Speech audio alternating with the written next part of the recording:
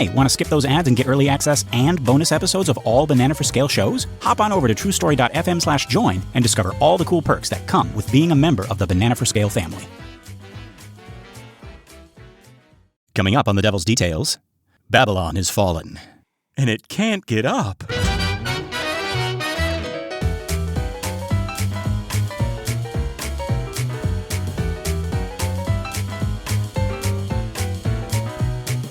Are you an overbloated empire? Has this happened to you? I'm Rome, and I'm full of spaghetti and authoritarianism. Oh, I'm the Hittite Empire, and nobody knows who I am or what I'm famous for or nothing. All my friends have gone off to forge new lands, and I'm just here with my collection of collectible plates. Yeah. Oh, and we can't get up. Is the point where empires can't get up. Yes. Yeah, seeing life call no longer exists, which is sad too. Oh, so, Jesus. There might be like somebody who has one still and doesn't know that they're defunct. Oh, no. That'd be terrible. Oh, God. I don't understand the references anymore. I'm ancient Egypt, and No. I let all his people go, and now... Now nobody comes to visit. They don't even write. They don't. Oh, no. I told them all those years ago to get off my lawn, and now I just wish they would be on my lawn. Anyway, good morning, Star, and welcome to another episode of The Devil's Details, a show where we dig up, decipher, dissect, and deconstruct the many forms of the devil. One of my names is Lester Ryan Clark. And I sometimes go by Keenan Diaz. And we're just two lost souls hitchhiking down the highway to hell. Yeah, folks, welcome back. We're on chapter 18 now. And if last chapter was John pointing at Rome and saying, that's Babylon, that's the whore, the beast, right? This chapter is John watching it all burn down. And I gotta say, this is one of my favorite chapters in the whole book because it is just so satisfying. John is not holding back here. He is reveling. You see what I did there, folks. Reveling in Rome's destruction. And honestly, after everything we have learned about what Rome did to his community, we can't really blame him. But yeah, this chapter is essentially a funeral dirge, or actually more like an anti-funeral dirge. It's a celebration of Babylon's fall, but it's told through the voices of all the people mourning her, and there's this beautiful, brutal irony to the whole thing. So let's get into it without further delay. Let's read this chapter. This is Revelation chapter 18. And after these things I saw another angel come down from heaven, having great power, and the earth was lighted with his glory. And he cried mightily with a strong voice, saying, Babylon the Great is fallen, and is become the habitation of devils, and the hold of every foul spirit, and a cage of every unclean and hateful bird. For all nations have drunk of the wine of the wrath of her fornication, and the kings of the earth have committed fornication with her, and the merchants of the earth are waxed rich through the abundance of her delicacies. And I heard another voice from heaven saying, Come out of her, my people, that ye be not partakers of her sins, and that ye receive not of her plagues. For her sins have reached unto heaven, and God hath remembered her iniquities. Reward her even as she rewarded you, and double unto her double according to her works. In the cup which she hath filled fill to her double. How much she hath glorified herself, and lived deliciously. So much torment and sorrow give her. For she saith in her heart, I sit a queen, and am no widow, and shall see no sorrow. Therefore shall her plagues come in one day, death, and mourning, and famine, and she shall be utterly burned with fire. For strong is the Lord God who judgeth her.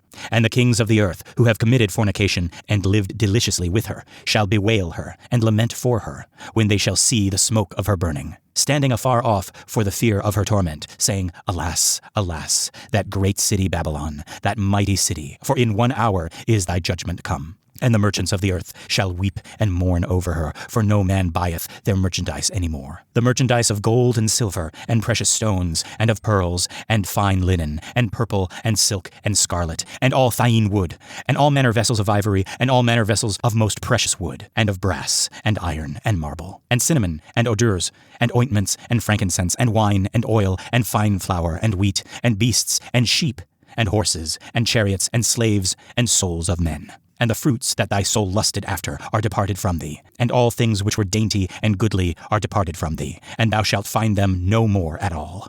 The merchants of these things, which were made rich by her, shall stand afar off for the fear of her torment, weeping and wailing, and saying, Alas, alas, the great city, that was clothed in fine linen, and purple and scarlet, and decked with gold, and precious stones and pearls. For in 1 hour so great riches is come to naught.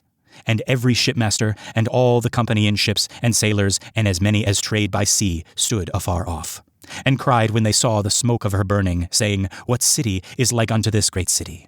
And they cast dust on their heads, and cried, weeping and wailing, saying, Alas, alas, the great city, wherein were made rich all that had ships in the sea, by reason of her costliness. For in 1 hour is she made desolate.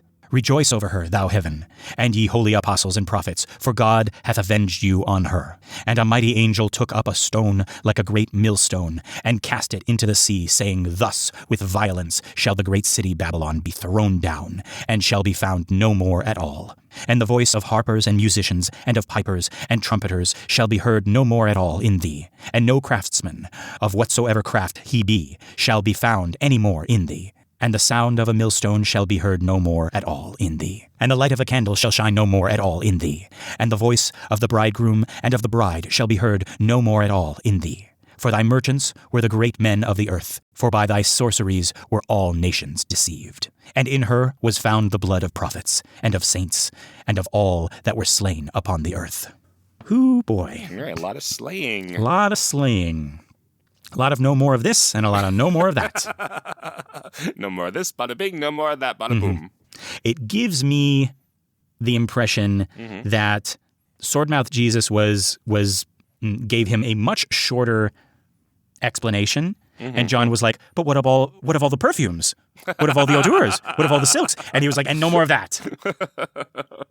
What about all the merchandise and the gold? And no more of that as well. No more anything. Come on. Let's move on from this. Yes. But, no. Erase that. Don't say let's move on. Like, what about the tithing wood? The what? And then he has to look it up. Right, he has to look it up. But yeah, so once again, Keenan, this passage is not familiar to me. How about you? No. I've heard about the Whore of Babylon before, but we usually don't talk about how it is dispatched. We usually think of her as like some present thing today, right? Like with the devil or anything like that. Yeah, and it's very clearly like. It goes back to what you were saying about like how like people read, philosophers, like only halfway, and they read the Bible only halfway, and then they stop at a certain point. And I feel like anybody reading this chapter is like, oh, it's not a person at all. It is definitely a city, and we're talking about the destruction of this city, the ruin of this city. Right. Yeah. So yeah, in popular end times interpretation, chapter 18 is about the destruction of the one world economic system, or the final judgment on whatever they have decided Babylon represents. The Catholic Church, the European Union, the future global government, right? Whatever. It is seen as God finally smiting this evil system, and all the merchants and kings are weeping because their source of wealth is gone. Some interpreters get really specific about the merchandise list, trying to match it to modern economies, or prophesying about the collapse of global trade. I've heard people say it's about the fall of capitalism, or the destruction of New York City. Or what about the salsa there? Yeah. Or possibly the end of the petrodollar. It's all very dramatic and very not what John was talking about at all. Okay. Yeah. Yeah. So people are trying to find modern versions of these riches, etc. But but I mean, it does take up so much time to read these riches, so it does feel like, oh gosh, that must be important. Like these are each one is symbolic, each one is important. Right. Yeah. Right? Yeah. But okay, well, let's talk about what's actually happening here. So chapter 18 is a taunt song. It's a funeral lament, but it is mocking. John is writing in a very specific Jewish prophetic tradition here. And if you know your Old Testament prophets, you're going to recognize this style immediately. So the angel comes down and announces Babylon the Great is fallen. And folks, this is a direct reference to Isaiah 21:9, where the fall of ancient Babylon is announced in almost the exact same words. John is literally copy-pasting from Isaiah. He is saying what happened to ancient Babylon is happening to Rome. History is repeating itself. And then we get this phrase, quote, and is become the habitation habitation of devils, and the hold of every foul spirit, and a cage of every unclean and hateful bird. This is also straight out of the prophetic playbook, but both Isaiah and Jeremiah use this exact imagery when describing the desolation of Babylon and Edom. A city that was once glorious is now just ruins, inhabited by demons and scavenger birds. It's abandoned, it's dead, it is cursed, effectively. Okay, so not quite the demons of like the kind of demons that serve Satan in hell or something like that, but more of the ghosts, I guess. Like everyone is dead and it's a ghost town, a demon town. I think so. And then I think when they're talking about devils and demons, I think they're talking about like evil people. Oh, okay. That's all who'd be left behind. Yeah. Aha. I shouldn't say left behind because this is the Revelation. You shouldn't say what? Left behind. Nicolas Cage. Wait. Nicolas Cage of every unclean and hateful bird. This bird is eating my face. Right. Off. My face. Oh, you beat me to it. Yeah. Okay. So this is again referencing the Old Testament prophets and this is sarcasm. So this like all these lists of things that we are lamenting. It's like a Weird Al sort of version of this. Okay, I like that. Yeah. And then verse 4. This one's important. Come out of her, my people, that ye be not partakers of her sins, and that ye receive not of her plagues. So there are still people living there, right? And I think that's what he means. These are the devils and the demons, right? And so John is saying, like you guys though, you guys come out, get away from this city, right? Come out of her, my people. This is John telling his community to separate themselves from Rome, from the empire, from the beast. Don't participate in this system. Don't be complicit. And folks, this is echoing Jeremiah 51:45, where God tells the Israelites to flee from Babylon before it is destroyed. Same pattern, same warning. Okay. Right? And yeah, this is so relevant to John's community because remember, they're living in the Roman Empire. They can't physically leave, but John is saying spiritually, economically, morally, get out. Don't worship the emperor. Don't participate in the imperial cult. Don't benefit from Rome's oppression and violence. Separate yourselves. So we're using the language of a literal evacuation because we have some great disaster coming, but we're talking about spiritually. Okay. Yeah. So it's like an exodus of the mind and the heart. Oh, okay. So I did see in these early passages here, at least one scholar, this is James Tabor, believes that we are also mimicking some of the, I guess, what would be news of Pompeii being destroyed by Vesuvius. Oh. So he's saying that so I was like, oh, is that when this is? So that was in 79 AD. So that would be news. That would be us talking about Katrina or something, or 9/11. Right. Okay. Yeah. So working all of that in there as well. Yeah. And then starting in verse 9, we get these three groups of people mourning Babylon's fall. We got the kings, the merchants, and the shipmasters. And each group has basically the same response. Alas, alas, the great city. They're standing far off, watching her burn, and they're devastated. And why? Not because they loved Babylon, not because they cared about the people who lived there, but because they profited from her. Yeah, that's part of what Tabor's talking about. That like the surviving texts about Pompeii are from people who some of them were like in the port of Vesuvius. The port of Pompeii, on their boats, and that's who like wrote about this. So similarly, it's like these kings who were just far enough that they could watch it and see it being destroyed within an hour, which is kind of the language we have here. The whole thing destroyed in an hour. Yeah. Another like almost point for point. Right. Yeah. But yeah, the kings, quote, committed fornication and lived deliciously with her. There's where that phrase comes from, live deliciously. I, for one, would like to live deliciously. I'd like to leave us a 5 pentagram rating on iTunes or Spotify, wherever you find your podcasts. Yeah. I mean, that's the most delicious. The most delicious meal is the one I give to somebody else. But like I was saying, right? The kings committed fornication and lived deliciously with her. The merchants, quote, were made rich by her. The shipmasters, quote, were made rich all that had ships in the sea by reason of her costliness. All right. So they're not mourning a tragedy. They are mourning the loss of their income stream. And yeah, folks, can we talk about this list of merchandise in verses 12 and 13? Because yeah, Keenan, as you pointed out, this is specific. And this isn't John making stuff up. This is John listing the actual trade goods that made Rome rich. Gold, silver, precious stones, pearls, fine linen, purple silk, scarlet. These are luxury goods. This is the stuff the Roman elite were obsessed with, right? Yeah, and again, purple and scarlet being the Roman colors. Exactly. Not the Babylonian colors. I'm sure they had colors, but I don't know what they are. Yeah. And we don't need to know. Right? I had colors too, but nobody asks me about them. Except that handsome gentleman on Fox News. No, Grandma, no! No! Sean Haberdine-Nezer. Oh, but I did Google this here, so because I was just wondering that. Yeah, the Babylonian colors were absolutely not purple and scarlet. They were blue and yellow. They were cobalt blue and yellow. Oh, there we go. See? There you go. So it's not Babylon. Babylon's not Babylon. Yep. Babylon is Rome. Purple is the new yellow.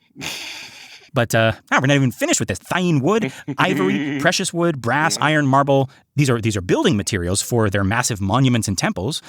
Cinnamon, spices, ointments, frankincense, right? Imported luxuries from the east. Wine, oil, fine flour, wheat. Right? This is the food supply that kept the city fed. And then at the end of the list, and slaves and souls of men. So slaves and souls of men, folks, that's not redundant. That is emphatic. John is putting human beings at the end of the merchandise list after the spices and the building materials and the luxury goods. And he's saying Rome's entire economy is built on the buying and selling of human lives. And this isn't hyperbole. Historians estimate that at the height of the Roman Empire, somewhere between 20 to 40% of the population of Italy were enslaved people. The whole system ran on slavery.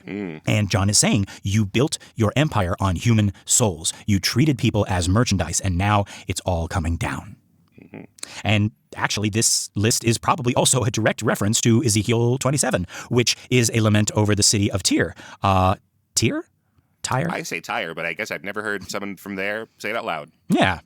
And we can't ask him now. Tyre. No, you can totally ask me. Just come over. I'm glad to tell. I have colors as well. No, that's okay. That's all right. We were trying to think of jokes about, not real jokes about real old people, but sort of jokes about, comedy old people. Yeah. Early bird specials and that kind of thing. Yeah, but in my sitcom class, I was telling the students who are now, 20 years younger than me, I was telling them about what happened on Matlock this season. I was telling them about the pilot of Matlock with Kathy Bates, and they were like, I get to see it in their eyes. Old man, stop talking to me about Matlock. Oh, now there's a silver fox. But Matlock is, no, you're too young and hip to know this. You know who's playing Matlock this time around? Oh, who? Kathy Bates. What? She's Matlock. See? She's and we're Matlock. Like, I'll watch Matlock with Kathy Bates. Oh, yeah, I will. Yeah. And nobody can tell me I can't. Right. And my students was like, you need to retire. No, you guys don't understand. Kathy Bates is the goat. That's right. Yeah. Kathy Bates from Primary Colors and Richard Jewell. Yes. She hobbled that one guy. Oh, well, that's a fun one, yes. Yeah. All right. Tyre is what we're talking about. Yeah, right. Tyre. Yeah. Tyre. Yeah. Well, Tyre. We'll say Tyre, right? All right. But yeah, another ancient city known for its wealth and trade. Ezekiel lists Tyre's merchandise in almost the exact same way and then describes its destruction. So again, John is pulling from the prophetic tradition. He's saying what happened to Tyre, what happened to ancient Babylon is happening to Rome. All right. So Tyre is Babylon is Rome. Yes. Great. Mm-hmm. Yep. Is ... question mark. But okay, I want to talk about verse 17. So quote, for in 1 hour so great riches is come to naught. So in 1 hour, right, that phrase shows up 3 times in this chapter. The destruction is sudden. It's complete. It's catastrophic. And folks, I don't think John is being literal. I don't think he's saying Rome is going to be destroyed in exactly 60 minutes, which comes before Matlock. No. right? That's very good. CBS jokes. So, right, in 1 hour, right, is apocalyptic language, right, for suddenly, unexpectedly, completely, right? It's here one moment, gone the next, right? It wasn't built in a day and it won't go away in a day. And then we get these beautiful, haunting verses at the end, right? Verses 21 through 23, where an angel throws a millstone into the sea and says, "Thus with violence shall that great city, Babylon, be thrown down, and shall be found no more at all." I think that's an interesting image that he paints here, because it's like we're taking the millstone out of, well, first of all, he just says like we're going to throw it down like it is a millstone, like really heavy. And so we have that imagery, and then he comes back to it later is like, and there was never any other kind of industry in Babylon forever, as if the imagery here is what actually literally happens, that they take the literal millstone out of Babylon and throw it into the sea. You can't have this millstone anymore. Right, because you are the millstone. Yes. Right, there's the Tyre is the millstone, is Babylon, is Rome. Yes. Right. And then it's this list of everything that will be silent, right? No more music, no more craftsmen, no more millstones grinding, no more lamps, no more weddings. The city is dead. All the sounds of life, of commerce, of celebration, they are all gone. It is complete desolation. Yeah, I have a complaint here about the writing, but it is apparently the King James translator's problem here. So in our King James, it says, "And the voice of harpers and the musicians and flutists." So in the literal translation, it is the sound of harpers and musicians and flutists, right? Right. Because harpers don't use their voices. Yeah, don't you love it when you go to the symphony and you listen to the harps and they're like, hey, peanuts, get your peanuts here. Right? If we can take one lesson from the OG harper, Harpo, who did not speak. That is so funny. I was like, why is the first harpist I think of Harpo Marx? And like, because his name has harp in it. Yeah. Thank you for answering that. Not something, what's wrong with me? Yes. Yeah. But yeah, folks, this is also straight from the prophets, not Harpo Marx, but this is like all the stuff we just said from Jeremiah 25:10 has almost this exact list when describing the destruction of Jerusalem and the other nations. Quote, "I will take from them the voice of mirth and the voice of gladness, the voice of the bridegroom and the voice of the bride, the sound of the millstones and the light of the candle." So John is working in this deep prophetic tradition. He is using the language and imagery that his Jewish audience would immediately recognize. And he is saying Rome is Babylon. Rome is Tyre. Rome is all these great empires that thought they were invincible, and they all fell. Rome will too. And verse 24, the final verse. This is the reason why. Quote, "And in her was found the blood of prophets and of saints and of all that were slain upon the earth." So Rome has blood on its hands, not just Christian blood, not just Jewish blood, but the blood of everyone the empire has killed in its quest for power and wealth. And that's why it falls. That's why it must fall, because you cannot build an empire on corpses and expect it to stand forever. And folks, here is what I love about this chapter. John isn't saying God is going to supernaturally intervene and smite Rome with lightning bolts. He is saying Rome is going to destroy itself. The merchants lose their market. The shipmasters have no one to trade with. The kings lose their partner. The system collapses because it was unsustainable. You cannot build an economy on slavery and exploitation forever. Eventually, it eats itself. That is a good point, because some of the other chapters before this and after this, it certainly feels like God, loosed the wine presses with his wrath, etc. But yeah, this part is entirely in this whole chapter about it just happening. An implosion, right? Rather than a meteor coming in. But yeah, it's funny though. As you're describing it, I still imagine the meteor. I still imagine the volcano. But you're right. That's not in this chapter. Yeah. I think we're meant to partially see that, and partially so it's like that, like, quote unquote God's wrath, but like it's really us like shooting ourselves in the foot. Yeah. And yeah, that brings us to today. And I'm going to be honest with you folks, this chapter feels a little bit different right now because we are watching in real time an empire that is built on the same things Rome was built on. We've got an economy that depends on exploitation, on treating people as merchandise, on extracting wealth from the most vulnerable. We've got a system that prioritizes profit over human lives. And yeah, just like in John's time, people are profiting from this. There are corporations making money off detention centers. There are politicians building careers on cruelty. There are merchants of suffering, and they're getting rich. I heard an interesting story on Planet Money recently, a podcast that was about a town, I believe in Georgia, where they had an old prison that used to be the main employer of the town, and now it's becoming an ICE detention center, a concentration camp, really. And like the debate within that town of like, geez, like that these are jobs coming back, et cetera. But people know that not everyone agrees with this, obviously. But then if they don't put it here and hire all these people, they're going to put it somewhere else.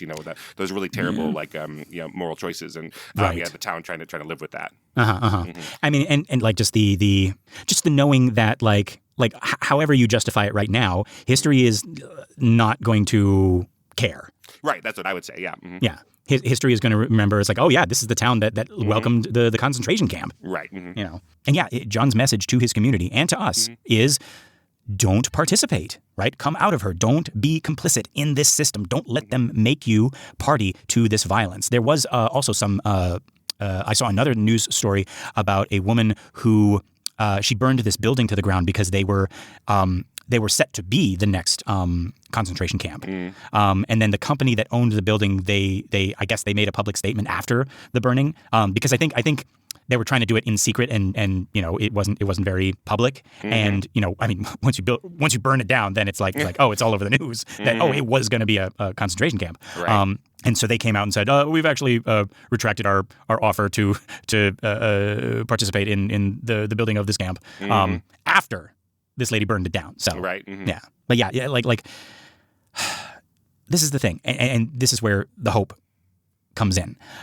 Babylon falls, empire collapses. Every system built on the blood of the innocent eventually crumbles under its own weight. I know it doesn't feel that way right now. I know it feels like the people in power are invincible. Like this is just how things are and how they'll always be.